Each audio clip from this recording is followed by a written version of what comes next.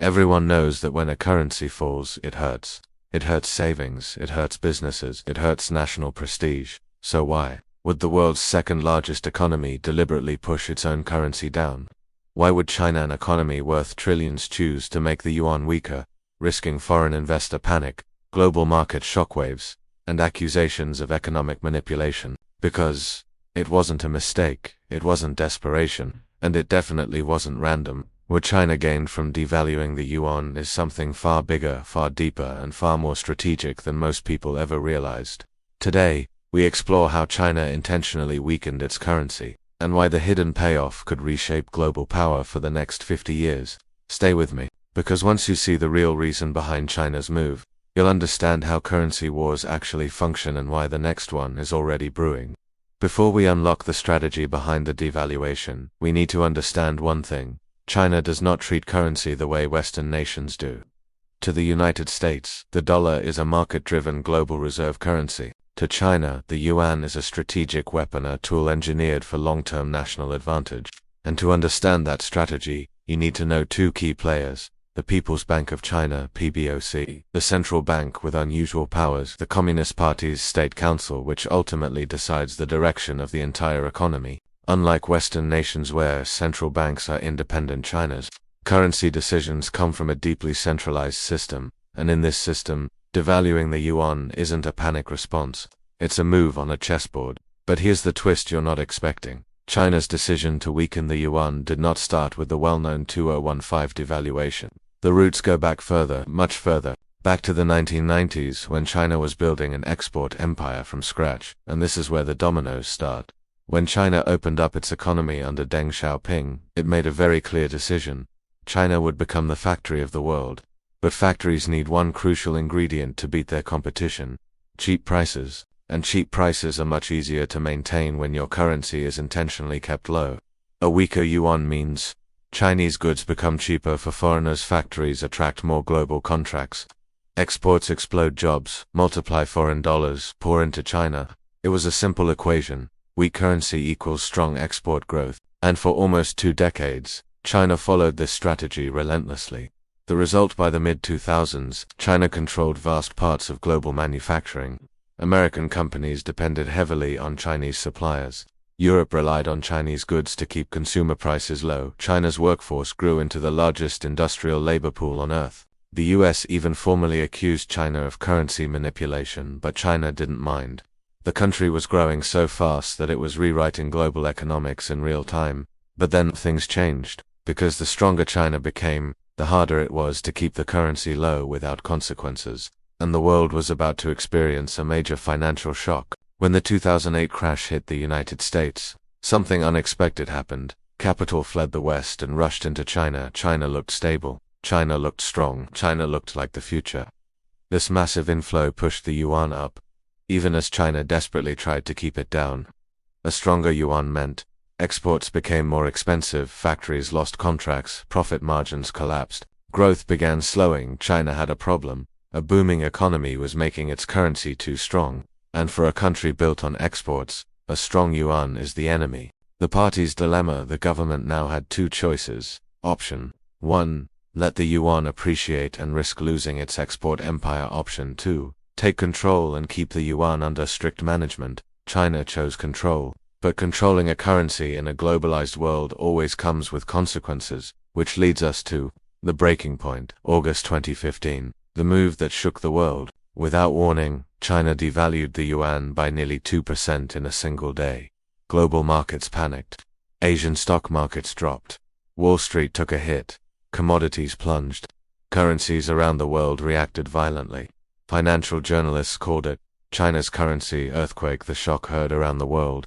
The start of a new currency war. But here's the thing. It wasn't a panic move. It wasn't a mistake. It was calculated. China had 3 reasons, 3 motivations that explain everything. Reason number 1, restart export growth after years of slowdowns. A weaker yuan instantly made Chinese goods cheaper, Chinese factories more competitive, Chinese exports more attractive. This move saved thousands of manufacturing jobs almost overnight. Reason number 2, control capital outflow. Wealthy Chinese investors were moving money out of the country at alarming rates. A sudden devaluation was a warning shot. Don't bet against the yuan, don't move your money out. The PBOC is in charge. Reason number 3, prepare for the yuan's future role. Here's the twist. Just months after the devaluation, the IMF added the yuan to the special drawing rights SDR basket, giving China more global monetary influence. In other words, China weakened its currency right before it became a globally recognized reserve currency. This was not weakness, it was strategy. But the fallout wasn't over. Inside China after the devaluation, markets crashed, investors panicked. Capital began leaving the country even faster, property speculation skyrocketed, wealthy citizens moved money into foreign real estate. China had to spend hundreds of billions of dollars from its foreign reserves to stabilize the yuan. This was the fragile moment. China looked like it was losing control. But instead of turning back, China doubled down. The rest of the world. The United States accused China of starting a currency war.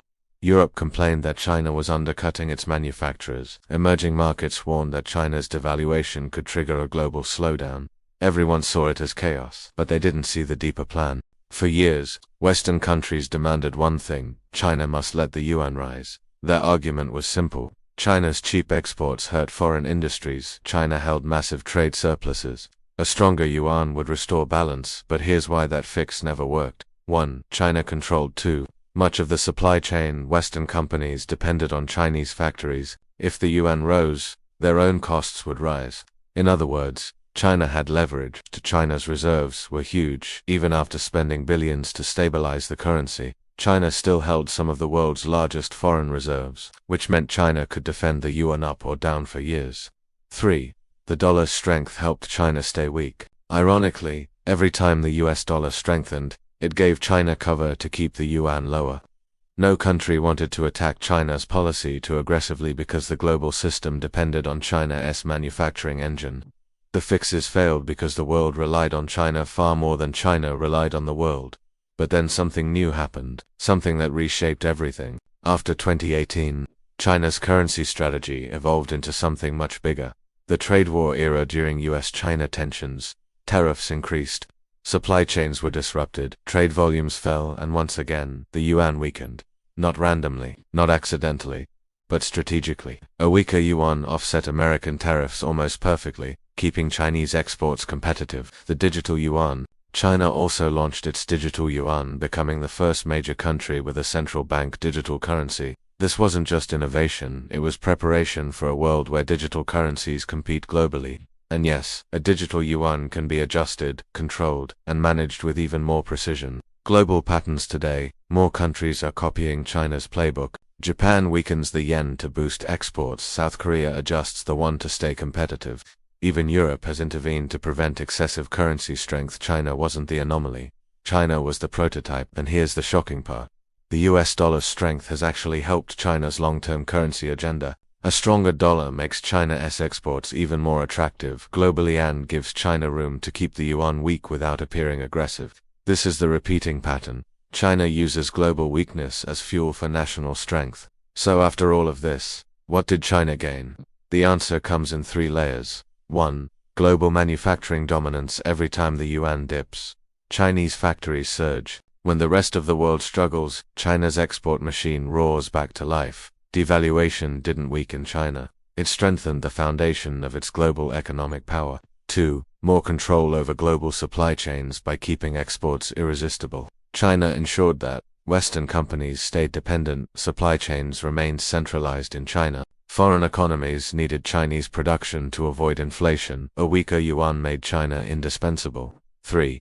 Strategic positioning for the future. Every devaluation helped China accumulate foreign reserves, expand its Belt and Road Initiative, lend money to developing nations, gain geopolitical influence, prepare the yuan for global reserve status. China wasn't playing a short-term game. It was designing a long-term power structure. So what do we learn from China's deliberate currency devaluations? Here are the 3 biggest takeaways. China showed the world that a currency can be used as a shield, a weapon, a lever, a bargaining chip, a development tool. Most countries react to currency movements. China engineers them. A weaker currency can actually create jobs. Exports global dominance, financial strength. China flipped economic logic upside down.